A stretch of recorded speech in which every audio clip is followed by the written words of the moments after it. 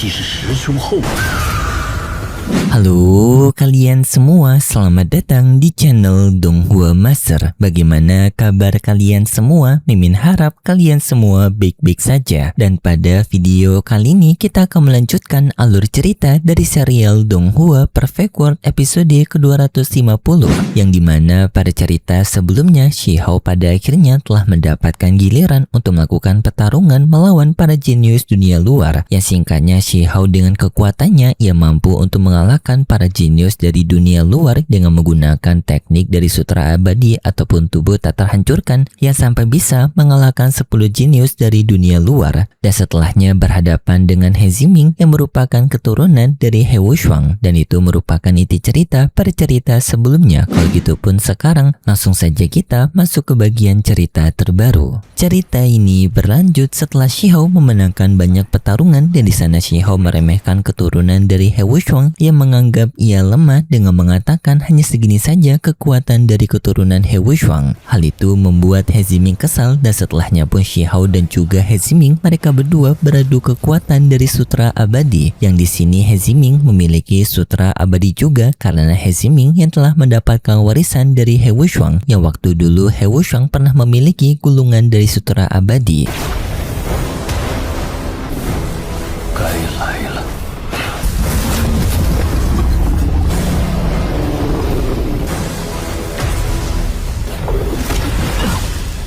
Tetapi di saat keributan itu yang sedang memanas, tiba-tiba saja mereka mendapatkan laporan dari prajurit mereka lainnya yang berasal dari 3000 provinsi alias tempat tinggalnya Shihao, yang di sana mereka memberitahu bahwasannya perbatasan dari 3000 provinsi telah mendapatkan serangan dari dunia luar untuk dijebol.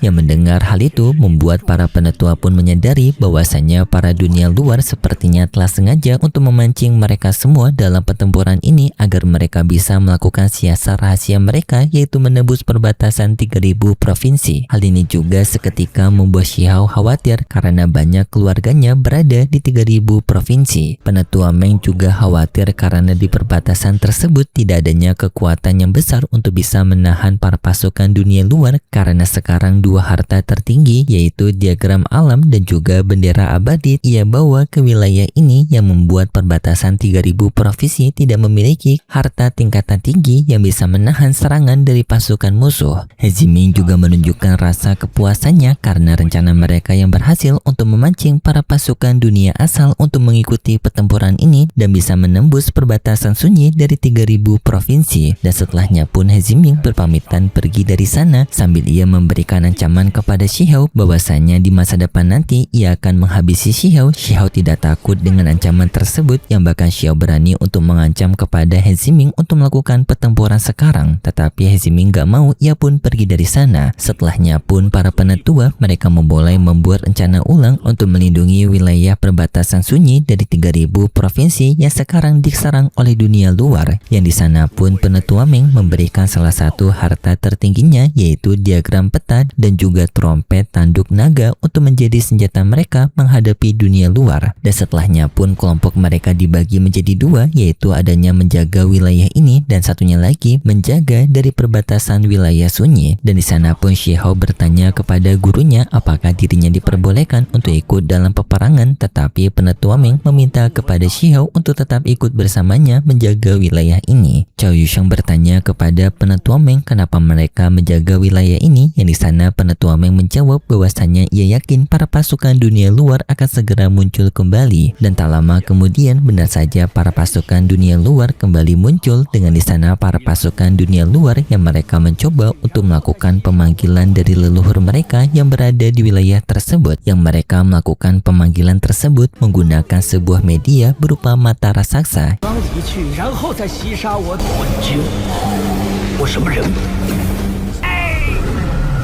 Ya singkat cerita, pemanggilan itu berhasil dengan leluhur yang mereka panggil bernama leluhur Luomo. Hal itu membuat Penetua Meng khawatir karena kekuatan leluhur kuno dari dunia luar yang sangat kuat. Penetua Meng pun menyuruh kepada semua orang untuk tidak melakukan tindakan apapun dan hanya bergerak menunggu perintah dari Penetua Meng. Dan setelahnya pun para dunia luar bertanya kepada Penetua Luomo, yang dimana karena Penetua Luomo telah tewas pada era kuno, mereka bertanya kekuatan apa yang telah menewaskan Penetua Luomo. Penetua Luomo menjelaskan bahwasannya lawan-lawan dari era dunia lama telah tewas pada saat ini, tetapi pada saat ini dunia kuno juga alias sebuah dunia misterius yang telah ditahan oleh segel yang kuat. Kali ini segel tersebut telah tidak stabil yang menandakan mereka bisa untuk mencoba masuk. Jadinya Penetua Luomo menyuruh kepada mereka untuk melakukan ekspedisi menuju ke dunia kuno mencari keuntungan di sana. Tetapi penetua dunia luar mereka mengakui mereka tidak bisa untuk membuka segel kuno itu karena segel kuno itu ya sangat kuat. Jadinya mereka meminta kepada Luomo untuk membuka segel tersebut. Mendengar hal itu membuat leluhur Luomo kaget karena tak menyangka para anggotanya memanggil dirinya hanya untuk membuka segel ini saja dan tidak membiarkan dirinya beristirahat pada akhir hayatnya. Tetapi di sana para penetua dunia luar mereka memohon karena harta pada dunia kuno yang merupakan kunci abadi merupakan harta yang dibutuhkan oleh dunia luar untuk bisa meningkatkan mereka. Pada akhirnya pun Luomo mau untuk membantu mereka dengan ia pun yang memulai untuk membuka penyegelan dari dunia kuno tersebut.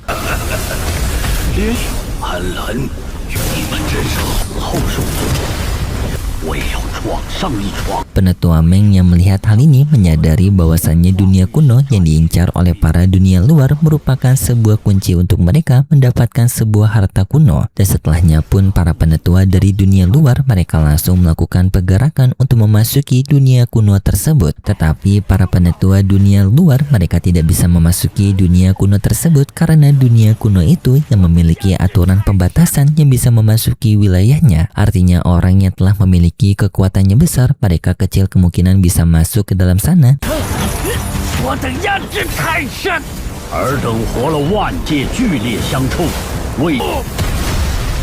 Dan di sana juga penetua Meng menyerang penetua dunia luar menggunakan serangannya. Yang penetua dunia luar yang menggunakan harta dari tuku pemurnian abadi. Dan setelahnya juga penetua dunia luar menyuruh kepada para murid jenis mudanya untuk memasuki dunia kuno karena mereka yang masih muda artinya memiliki kekuatan yang lebih fleksibel untuk bisa diterima memasuki dunia kuno. Dan di sana juga mereka melihat adanya sebuah esensi darah yang keluar dari gerbang dunia kuno tersebut. Dan di sana pun penetua dunia luar mencoba untuk menyimpan esensi darah tersebut, tetapi tak disangka esensi darah itu malah melakukan serangan balik kepada penetua dunia luar yang membuat ia terluka. Dan setelahnya juga esensi darah lainnya bermunculan menyerang para dunia luar yang seketika membuat para pejuang dari dunia luar mendapatkan serangan dari esensi darah tersebut. Dan di sana juga Cao Yusheng ia penasaran dengan dunia kuno yang diincari oleh para anggota dunia luar ini, dan Cao Yusheng menyarankan untuk mereka juga memasuki dunia kuno tersebut. Di sana juga Shihou memberikan tawaran kepada penetua Meng untuk menggunakan pedang abadinya juga karena itu bisa membantu untuk penetua Meng menghadapi ancaman dari dunia kuno tersebut. Dan di sana pun penetua Meng menerima pedang abadinya Shihou.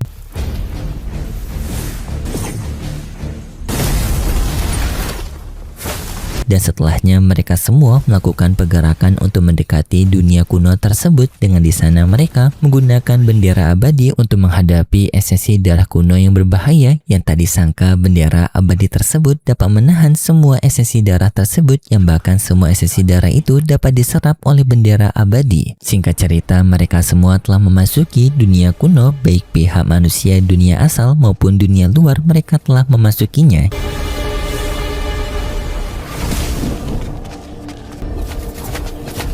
Yang di sini pihak dunia luar hanya generasi muda saja yang bisa masuk, untuk para penetua mereka tidak bisa masuk. Dan sedangkan untuk penetua Meng ia masih bisa masuk ke dalam dunia kuno tersebut. Tetapi setelah mereka sampai di dunia kuno itu, tiba-tiba saja mereka langsung mendapatkan ancaman berbahaya dari seekor binatang Phoenix. Yang binatang Phoenix itu disebut sebagai binatang Phoenix yang jatuh. Binatang Phoenix yang jatuh yang mengendalikan esensi darah kuno untuk menyerang mereka semua. Yang di sana He Ziming bersama dengan Wu Feng yaitu anggota dunia luar mencoba untuk menghadapi binatang Phoenix yang jatuh menggunakan tungku pemurnian abadi.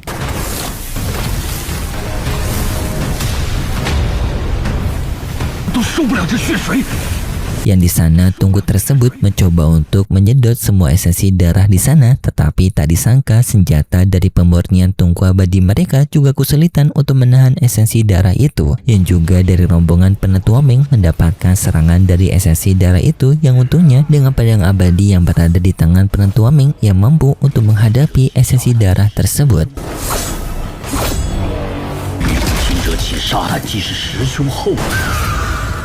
Yang tak lama kemudian binatang Phoenix yang jatuh, ia pergi dari sana dan para anggota dunia luar mereka justru tidak ingin untuk kehilangan binatang Phoenix yang jatuh itu karena mereka ingin untuk menangkap binatang Phoenix yang jatuh untuk dijadikan sebagai senjata mereka. Penetua Ming dan juga lainnya mereka mencoba untuk mencegah para dunia luar mendapatkan binatang Phoenix yang jatuh karena jika itu didapatkan oleh dunia luar maka akan semakin meningkatkan kekuatan dari dunia luar, dan Penetua Ming juga bisa menduga bahwasanya binatang Phoenix yang jatuh bisa berubah menjadi jahat seperti itu karena binatang Phoenix yang jatuh waktu ia menetas kemungkinan besar mengonsumsi sebuah esensi darah pertempuran yang membuat binatang Phoenix itu menjadi binatang yang agresif dan juga haus darah. Tetapi di tengah pengejaran mereka sampai di sebuah wilayah dari peperangan kuno yang justru membuat mereka tertarik dengan wilayah tersebut karena di sana mereka bisa merasakan adanya esensi abadi yang sangat kuat, dan singkatnya pun mereka melakukan penjelajahan di wilayah tersebut, yang di sana mereka juga menemukan esensi darah kekacauan, yang di sana pun para anggota dunia luar menduga kalau esensi darah kekacauan ini berasal dari musuh yang telah dihadapi oleh penetua leluhur mereka yaitu penetua Lomu, dan Wufeng menganggap esensi darah kekacauan ini kemungkinan besar setara dengan esensi darah 7 warna, tetapi bagi He Ziming esensi darah ini masih belum cukup untuk mereka. Tetapi di saat itu si keturunan pelindung yang mohon maaf Mimin lupa namanya siapa, tampaknya tubuhnya ia sekarang merasakan hal yang aneh karena tubuhnya seperti merespon keturunan dari darahnya. Yang semakin ia merasakan gejolak dari esensi darahnya, dan di sana Choi Sheng menduga kemungkinan besar kalau leluhur dari penjagalah yang telah mengalahkan penetua Lomu dari dunia luar, dan Choi Sheng menduga leluhur dari ras penjaga telah meninggalkan sebuah harta di sini yang membuat garis keturunan penjaga milik ia melakukan gejolakan besar, dan di sana keturunan dari ras penjaga mencoba untuk melihat prasasti tersebut, yang singkatnya pun ia mendapatkan sedikit penglihatan era kuno. Tetapi pada saat itu Wufeng dari dunia luar ia menghina keturunan dari ras penjaga yang dianggap sebagai pengacau dan juga pengganggu, yang hal tersebut pun membuat sang keturunan dari ras penjaga menjadi marah kepada Wufeng karena ia yang telah memfitnah para anggota dari ras penjaganya, dan di sana pun Shi Hao juga membela dengan ia mengeluarkan aura kekuatannya. Di sana juga Wufeng mengeluarkan aura kekuatannya yang mereka berdua saling beradu, yang peraduan tersebut tiba-tiba saja mengaktifkan prasasti tersebut, dan di sana pun mereka melihatan pada era kuno yaitu pertempuran dari seorang wanita peri yang menghadapi penetua Lomu leluhur, yang ternyata wanita peri itulah yang telah menewaskan Lomu sebelumnya.